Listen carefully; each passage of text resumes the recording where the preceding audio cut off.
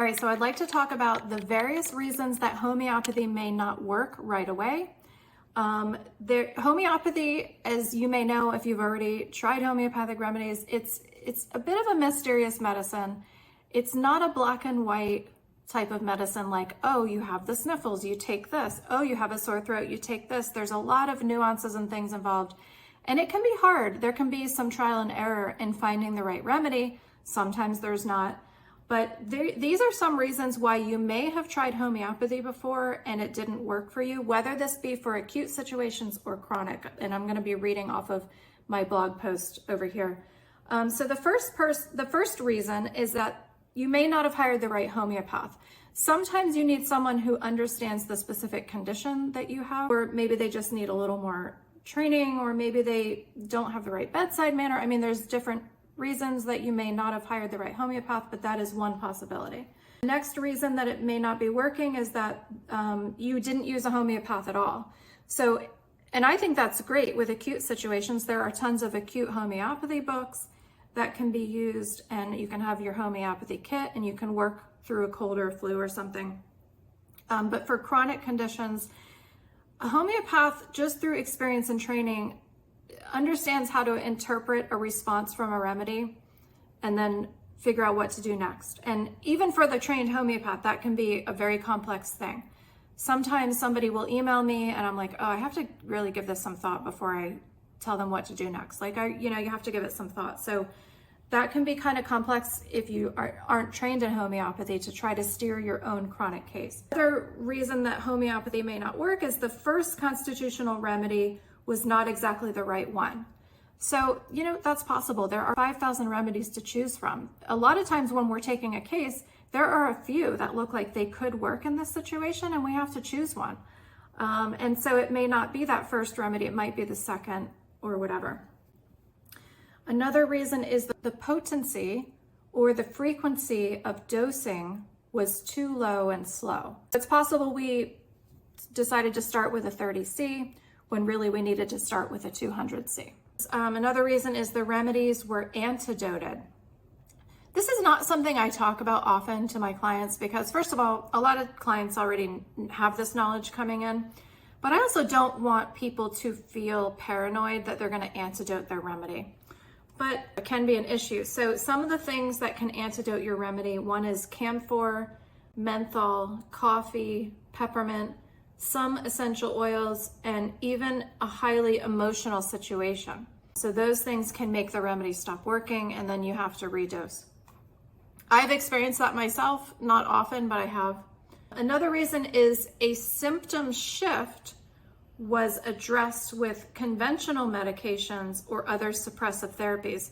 So this can be tempting to, let's say you give the first constitutional remedy and the person gets a little bit of a cold. It's sort of like a detox reaction. It's sort of like the immune system wakes up and starts to clean house, and then you might have a little cold or something.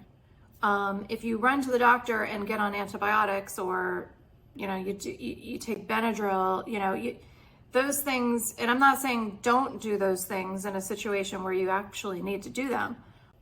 That can sort of reverse what the remedy is trying to do. So that can almost antidote the remedy. Another reason is the remedy wasn't given enough time. So this is the hardest part of being a client and being a homeopath, taking remedies yourself. Even for me, it's hard to wait. Sometimes you just want quick results, so then you jump to the next remedy and you just never get the results you're looking for because you didn't give your body time to wake up, start to clean house, whether that be emotionally or physically. The remedy needs time. This is not like medication where you take twice a day, every day. Sometimes you take the remedy once and then you have to wait a full week or more before you should do anything else. And another reason is the maintaining cause of the illness has not been addressed. This could be something like mold, although it's rare that, I know this is a trigger for a lot of people because everybody has mold in their house, including me. I'm trying to sort it out right now. For some cases, it'll bring a case down completely. For other cases, it's just one of the many factors that is there and is, making the person stay sick. But sometimes there's a maintaining cause that is so strong that it's going to block the person from getting better. Now, a maintaining cause could be a relationship that has a highly negative influence on your health. It could be a food that you're eating every day that is just making you sick. For me, dairy. I can't eat dairy.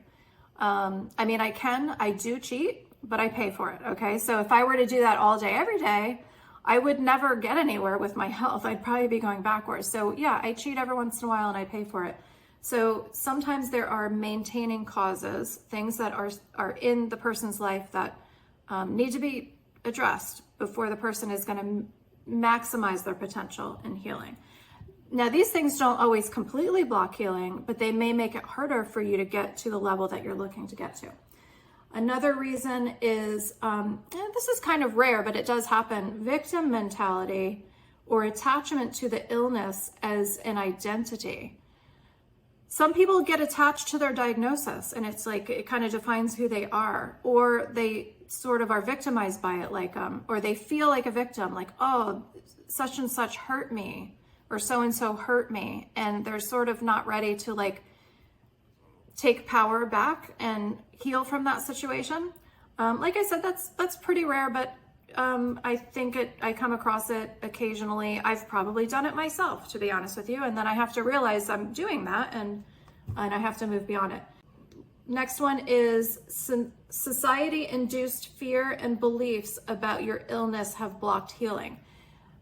Another way to say this is you've sort of attached to the prognosis. So let's say you go get diagnosed with something, the doctor gives you a prognosis, and it's not a good one, and you attach to it and you say, yes, this is the way it's going to go. My doctor says it's going to go this way, so this is the way it's going to go. You'll find with homeopathy that people often will do way better than their prognosis. Either they'll completely break through and heal from whatever the condition is, or if they were told, you know, this is your prognosis, they go way beyond that and they do way better. So keep that in mind, that if you're given a prognosis, understand it for what it is, but understand that you can break that barrier. The last one, so this refers to miasms. There's a block in your case from somewhere in your health history or that of those who came before you in your family. So this is, in homeopathy, we call this miasms. It means possibly someone along the family line had some kind of an infection that changed their health, and that change has been passed down. And so in homeopathy, we have 10 categories of susceptibility or energetic imprints on our vital force. Now, there are remedies for each of these 10 categories that can clear that miasm, clear that susceptibility that has been passed down to you. I think there are actually more than these 10. I think there are more infections that have come along that have changed sort of the course of susceptibility in families. And maybe one day homeopathy will define those and add those to the list. But for now, they're called miasms. You can read my blog post to understand a little bit more. And that is it. So, you know, it always makes me sad to see someone try homeopathy for a couple weeks and then give up, because one of these things may be causing the problem, and we can usually identify what it might be again. And, you know, and some of these things may be present and still not block the case. So for example, maybe we tried a potency that's too low, let's say a 30C when we should have tried a 200C. Well, that's not necessarily going to block the case. It just means you're not going to get as powerful a response until we move up. The maintaining causes, again, you could have a maintaining cause in your life. I'm living with mold right now, okay? But I'm still able to improve certain aspects of my life. And hopefully I'll have that resolved in the next couple of months, and maybe I'll see things even improve more. But I would consider that a maintaining cause, but it's not one that is holding us back completely, if that makes sense, okay? So I would say everybody has a maintaining cause in their life. Like, nobody has the perfect environment. Nobody has the perfect air in their house or the perfect people in their lives. Like, we're all being faced with maintaining causes, but how strong that influences your ability to heal is what we need to look at. Okay. Thank you for watching, and let me know if you have any questions, and I will see you next time.